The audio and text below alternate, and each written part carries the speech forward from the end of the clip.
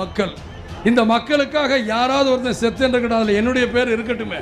ஏன்னா நான் மேலோட்டமாக ஏசியில் உட்காந்து மேலோட்டமாக இப்படியெல்லாம் மேடை பார்த்தவன் இல்லை.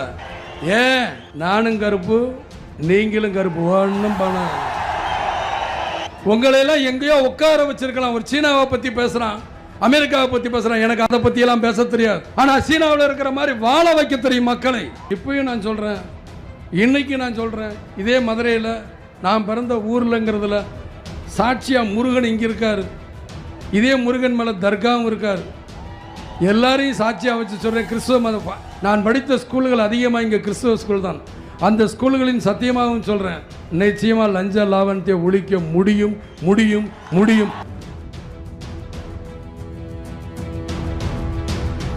ஆனால் நம்மளால் ஏதாவது மக்களுக்கு ஒன்று செய்யணும் அப்படின்னு நினைக்கும் பொழுது தான் இந்த மாதிரி என்ன